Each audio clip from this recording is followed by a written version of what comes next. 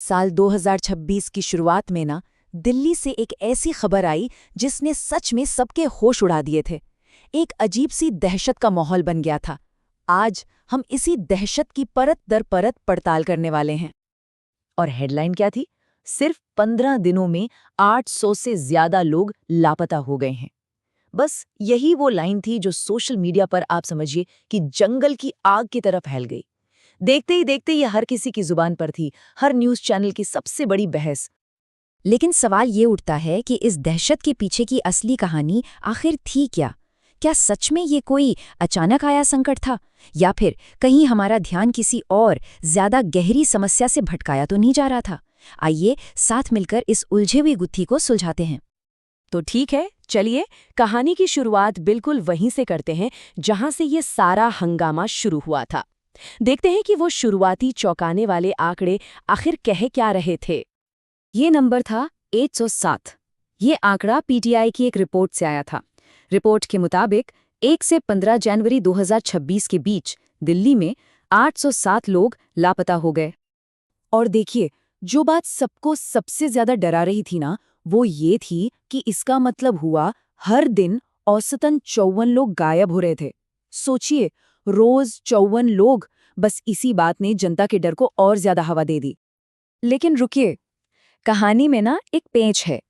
ज्यादातर जो शुरुआती रिपोर्ट्स आईं, उन्होंने तस्वीर का सिर्फ एक ही हिस्सा दिखाया, और शायद इसीलिए ये सब इतना ज्यादा डरावना लग रहा था।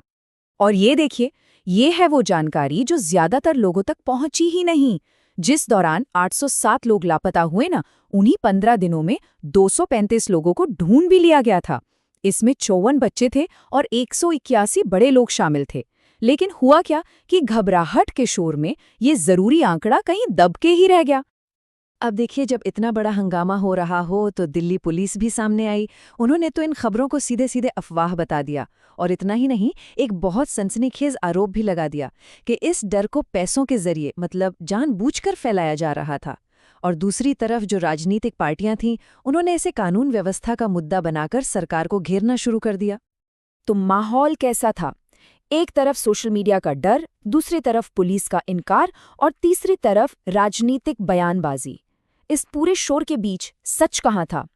सच जानने का एक ही तरीका है, खुद आंकड़ों की गहराई में उतरकर देखना। और बस यहीं पर कहानी पूरी तरह से पलट जाती है। जब हम आंकड़ों की तुलना करते हैं ना, तो एक बहुत ही चौंकाने वाली बात सामने आती है। 2026 का ये 807 का आंकड़ा, जिस पर इतना हंगामा मचा, वो असल में पिछले 4 सालों में सबसे कम था। तो मतलब सबसे जरूरी बात यह है कि ये आंकड़ा अचानक आया कोई उछाल नहीं था, बल्कि एक लंबे समय से चली आ रही समस्या में एक मामूली सी कमी का संकेत था। जिस बात पर पूरा शहर डर रहा था, वो आंकड़ों के हिसाब से देखा जाए तो एक अच्छी खबर होनी चाहिए थी। लेकिन एक मिनट, क्या इसका मतलब ये है कि कोई समस्या है ही नहीं? नहीं, बिल्कुल नहीं। 15 दिन में 800 लोगों का गायब होना आज भी एक बहुत बड़ी, बहुत ही गंभीर बात है।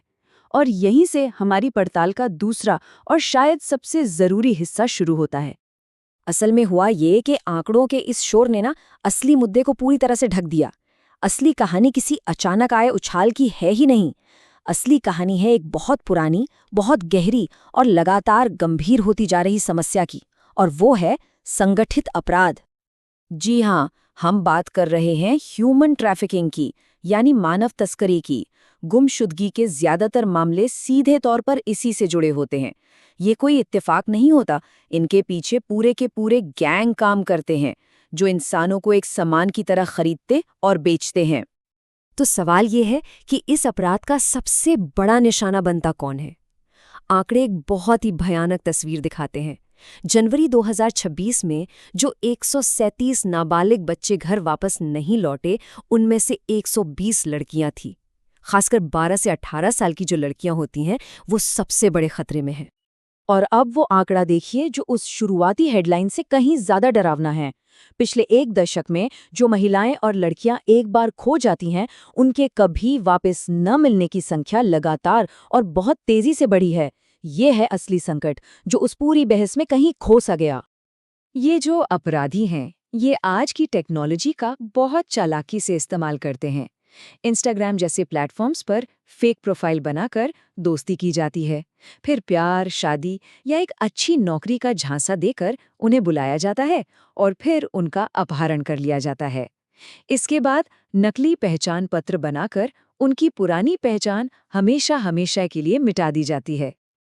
लेकिन इस अंधेरे में उम्मीद की किरण भी है। ऐसा नहीं है कि कोई कोशिश नहीं हो रही।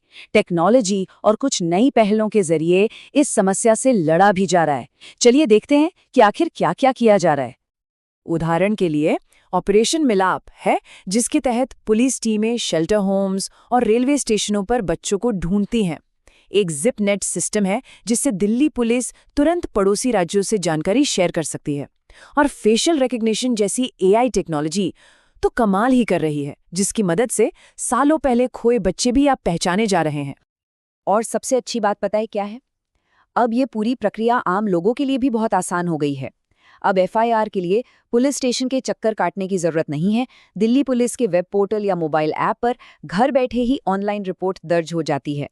इससे जांच में लगने वाली जो सबसे कीमती चीज है, यानी समय, वो बच जाता है। तो हमने अपनी बात शुरू की थी 800 लोगों के लापता होने की एक सनसनीखेज हेडलाइन से, और पड़ताल करते करते हम पहुंचे एक कहीं ज्यादा गहरी और गंभीर समस्या की जड़ तक। तो पूरी कहानी का निचोड़ क्या है? यही कि घबराहट एक अधूरे आंकड़ों से फैली जिसे सनसनीखेज बनाया गया। लेकिन आंकड़ों की इस झूठी शांति के पीछे उन लापता महिलाओं और लड़कियों की बढ़ती संख्या की एक डरावनी सच्चाई छिपी है, जिसे हम सब नजरअंदाज कर रहे हैं।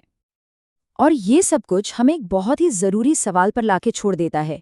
जब समाज के खास वर्ग यानी युवा महिलाओं के लिए खतरा साल दर साल लगातार बढ़ रहा हो, तो हमारी असली चिंता आखिर होनी कहाँ चाहिए?